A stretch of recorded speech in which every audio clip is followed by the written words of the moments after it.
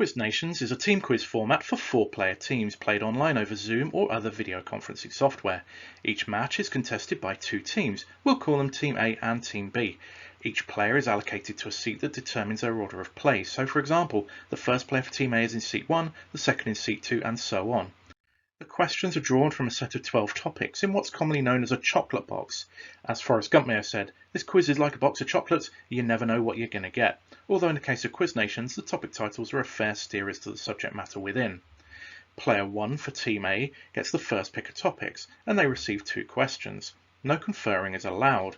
If they get their question correct, they get 2 points. There is no penalty for an incorrect answer. This is commonly known as the free guess rule. An incorrect answer is passed to the team, who silently indicate how confident they are in knowing the answer through hand signals, and the team captain selects a player to answer. If they answer correctly, the team scores 1 point.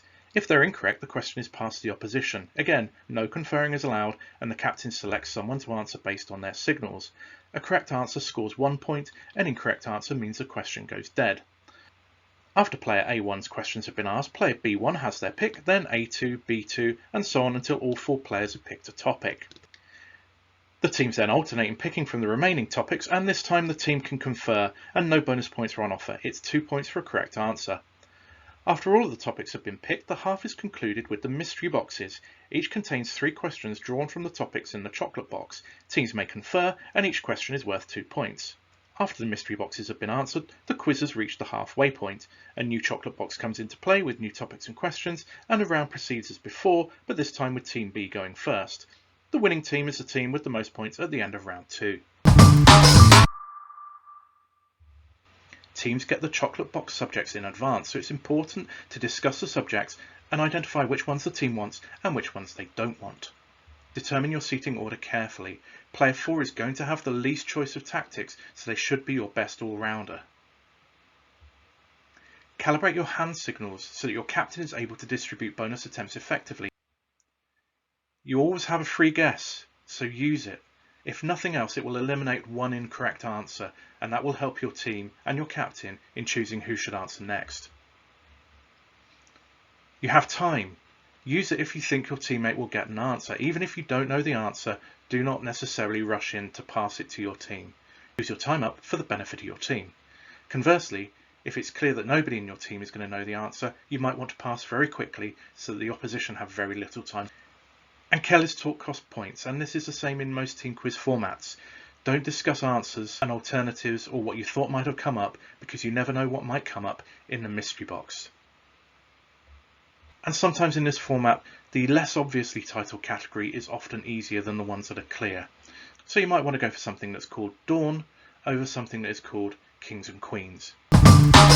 So with me is Jane Allen from Quizzing TV. Jane, one of the big successes of the pandemic era of quizzing has been the Quizzing World Cup. And you've announced Quiz Nations, which is a related successor to the Quizzing World Cup, which is going to presumably carry you through the rest of the year when the Quizzing World Cup's not going on.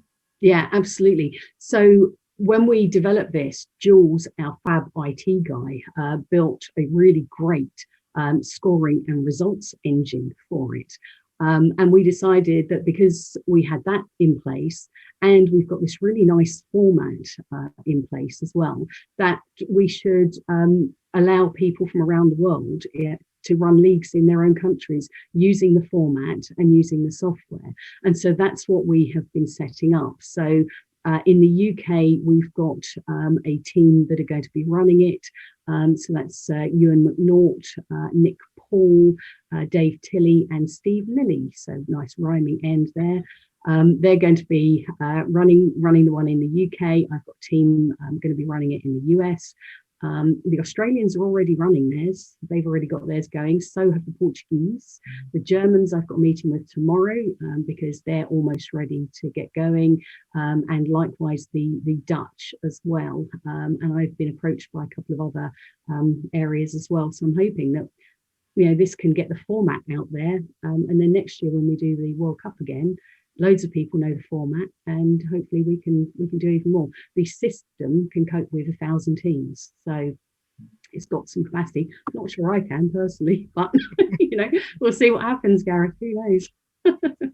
So the gameplay will be the same as in the Quizzing World Cup for people familiar with that.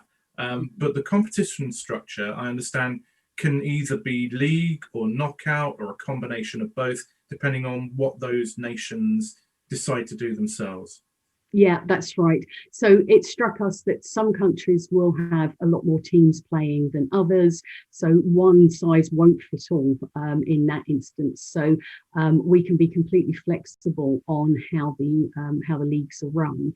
When we do it, we anticipate that hopefully we'll have a good turnout, and so we will be able to have leagues. We're going to have an elite league. Not sure if we'll call it elite or not, but we'll have an elite league, and we'll also have a civilian league as well, so that people can play more for fun, or if they're really serious, they can play it sort of seriously.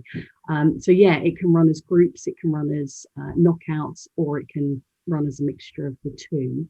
And the questions, 50% are written by us, so they have a sort of a global element to them, and 50% are written by the local organizer to keep them nice and fresh and and meaningful to the people playing them. So hopefully that's a nice combination, and it also means that you can go and have a look and see if any of the questions you answered were answered by your deadliest rivals around the world, and that kind of stuff. So again, to keep the global thing going, but the global competition is brilliant, but I think that the novelty of being awake at 3 o'clock in the morning, running quizzes and playing in quizzes, that'll wear thin quite quickly, I think. So we thought we'd just run that competition once a year. So Australia's already up and running, as is Portugal. The UK comes on stream in January. That's right. Other countries presumably under their own sort of timetable. So how can people find out more about Quiz Nations and sign up for it, either as individuals or as teams? Where do they go for that? So we've set up a website which is quiznations.com, and there are flags at the bottom. If you click on those, it will take you to your country's page, and you can either register your interest in playing, or you can register a team if you're ready. UK does start second Sunday of January. The US will also start second Sunday of January. And we're also going to have a try before you buy day on that weird weekend between Christmas and New Year that no one ever quite knows what to do with. On that Sunday, we're going to have a big freebie one, and you can come play that. Any countries can come and play in that. That's fine. And if you've been playing the World Cup, that's fine as well. But what we're hoping is that it will bring some newcomers out, and that they will learn the format very quickly as well. Well, best of luck with this new competition. It sounds really exciting, and we look forward to seeing the results and seeing more and more people engaging and following how it does. Brilliant. Thanks, Gareth.